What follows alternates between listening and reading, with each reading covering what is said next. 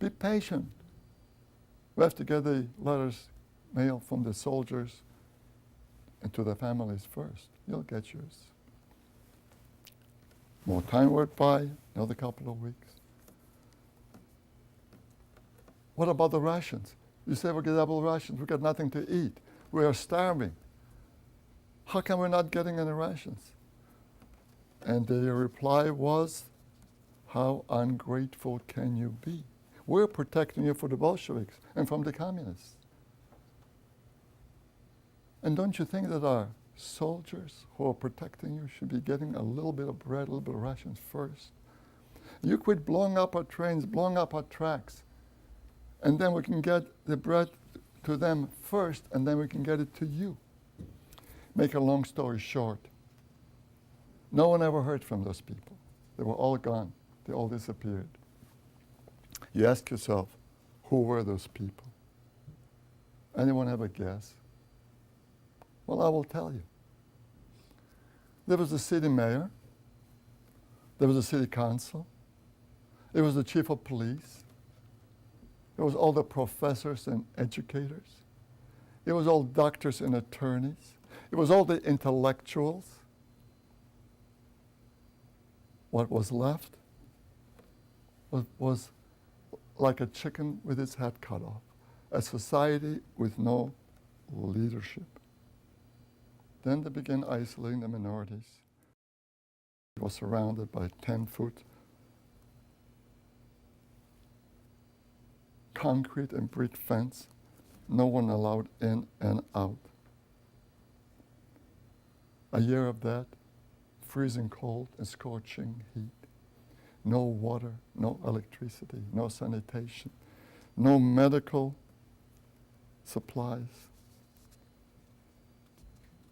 We wished we were dead. But then, we were stripped of our integrity. Our spirits would be broken. Our bodies too weak to resist. And we bent to their will. The rest was easy. Every 5 days, a coal-burning locomotive would arrive, towing 30 empty cars, boxcars loaded 3,000 stuffed bodies, and send them to such death camps as Treblinka, Auschwitz, Dachau, Majdanek, Buchenwald, and many others, until the ghetto was completely empty of people. On the next step, the next day when it was all empty, trucks with Christian slave laborers would be brought into the city. They'd go through all the homes, pulled all their personal belongings and furniture in the middle of the streets. Then it would be loaded on trucks, and everything would be sent to Germany. All was left was a ghost town with no signs of Jewish life, as if it never was. Some say I'm an expert on hate because I've been all through that, and others call me an ambassador for peace and tolerance. And the fact is that I'm both. Who am I? You want to know? I was, and in my heart I always will be a 10-year-old child who lost everything I owned, everyone whom I loved, deprived of my childhood and education in the Holocaust.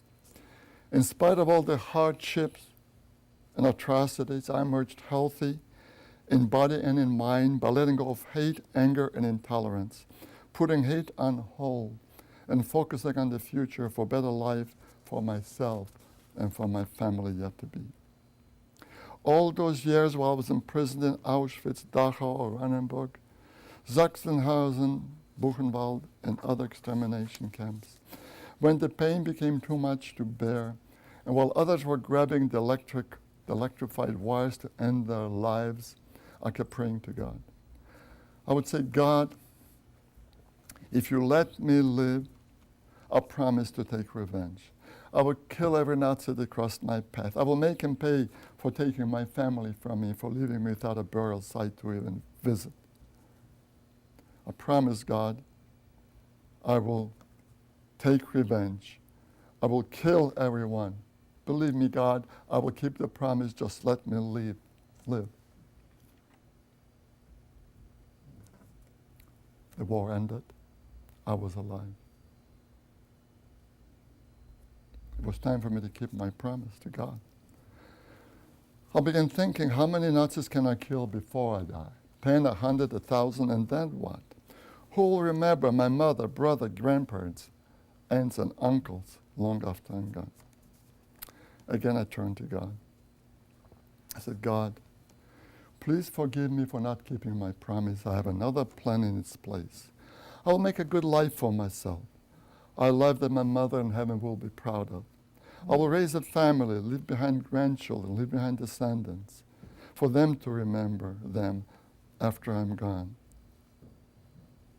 Their footprints are permanently engraved in my mind as a reminder that they once walked and lived and walked this earth. I will not forget my ancestors. I will put my memories in the deepest corner of my brain and to recall them before my days on earth have ended. And so it was. As a result of my decision to put hate on hold, my book, The Last Sunrise, was born. I replaced anger and negative with tolerance, which is positive, just, honorable, and impartial. What do I mean by that? Here's for some examples. Let us choose goals that are positive and achievable. For instance, we cannot swim upstream the Colorado River. We cannot send all black people back to Africa, all Mexican people back to Mexico, all Korean people back to Korea, all Jewish people back to Egypt. That would be a wasted effort. Negative and unachievable goals. So why waste our time to even think of it? So what are our choices? I don't see many. If we choose the negative, many more innocent people will be killed and injured, and in the end, we will still need to live together in peace and in harmony, as Bosnians and Serbs must, as Israelis and Arabs must, as whites and blacks must, and as Catholic and Protestant must, and as Shiites and Sunnis must do. The alternative is the ultimate destruction of a fragile civilization. I learned early in my life that in order to preserve our culture, save it from destruction, we must focus more on our similarities and we must tolerate our differences. Because of my decision at age 15 to put hate on hold, choosing tolerance instead, it freed my heart from pain, enabling me to direct all my energies for a productive and satisfying life.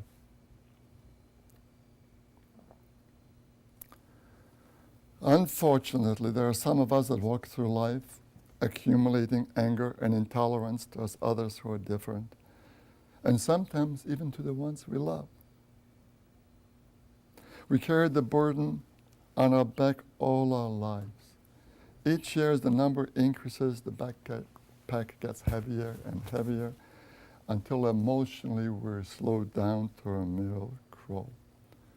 It's like a ball and chain strapped to our ankle and adding weight to our every step. How much better it would be if we could drop that heavy pack from our shoulders, cut a ball and chain from our ankles, and free ourselves from all those self-inflicted burdens that have enslaved us for so long. We, I mean us and generations that came before us, have recorded great achievements in technology, medicine, transportation, and communication. But in the process, we were plagued with many unforeseen failures, such as war, destruction, hatred, congestion, pollution, and a feeling of general dissatisfaction. It is true that in recent years we made great technological achievements, but in the good life, taken for granted, we lost sight of our environment, became less interested in our children, distanced ourselves from our families, misplaced our values, and placed a generation of young adults in a wilderness with many roads without signs and leading nowhere.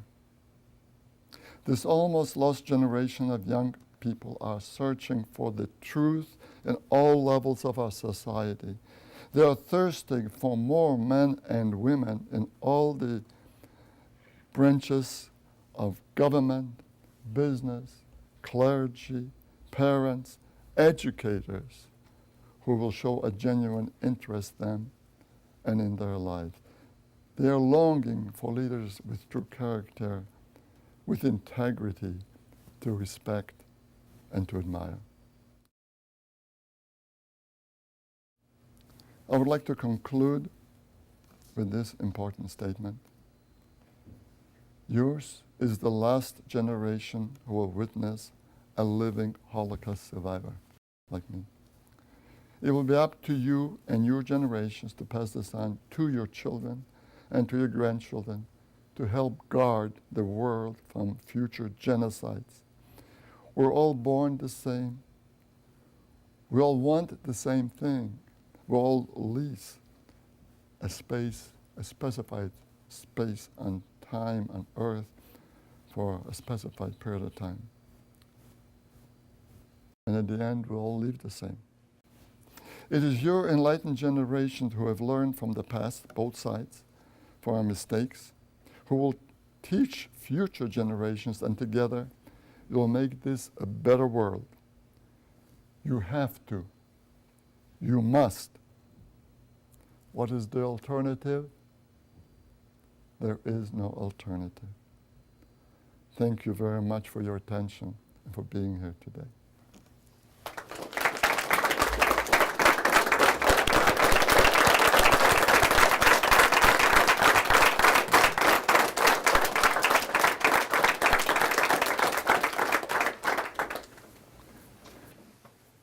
I think we have plenty of time for questions.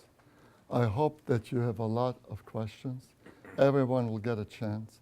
There's no question that is not important or uninteresting. Everyone I will attempt to answer. My name is Lily, but I was just wondering if there was anything in particular that helped you to be able to forgive all these people. I know that if it were me, revenge would have been the much easier route. Was it your faith in God, or what was it exactly that led you to be able to forgive? Well, when I talk of forgiveness, I have not really forgiven the Nazis that killed my family and others. But if somebody asked me, would you forgive me or a Nazi? And I would say,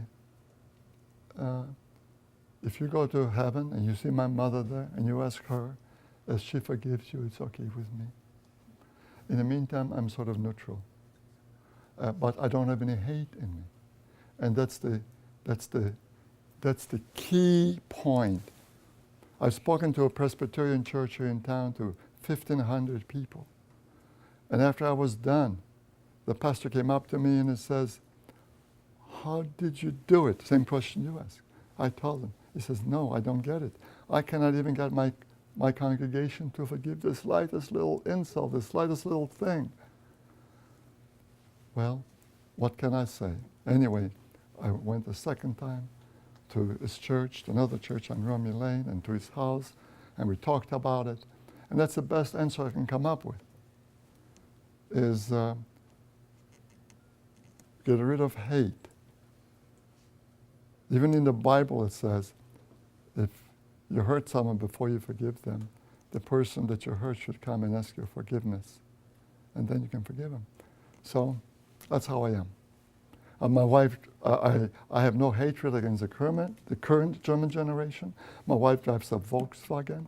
My doctor is Palestinian. My wife's doctor is Hindu. And we're like all nationality, because I don't want, for instance, the black people to blame me for bringing them over as slaves. I don't want them to hate me because I'm white. I didn't do it. It was many years ago, other generations. And I don't want the Christians to blame me for killing Christ. I didn't do it. Even actually, Jews didn't do it at all. It was the Romans. But even if they did, it wasn't me. So why should they hate me? And therefore, I feel the same about the Germans. Why should I hate the current German generation? What the ancestors did 60 years ago. So we have German friends. I like everybody who's not a Nazi. My name is Larry. How did losing your mother and your brother at such a young age affect how you grew up? That's one question I can't answer, except that I became a man at age 10. I didn't have a childhood. Every day was a struggle for survival. I was with my father. Like I was with my father, I couldn't have survived alone. And he couldn't have survived without me. So it was just lucky for both of us. And we just made the best of every day that we could. Every day, every day. The reason the title of my book is The Last Sunrise, because while I was in Auschwitz, that's why there's some crematoriums there, Auschwitz-Birkenau, and every morning at 5 o'clock the whistle would blow in the back. Everybody had to get up and move out in front of the barracks and be counted. And all the barracks would do the same. And a German officer with some Jewish leaders would go around counting, taking all the counts. And if there was a count that was incorrect, they had to go over and do it again, and we're all just stand at attention in the scorching heat.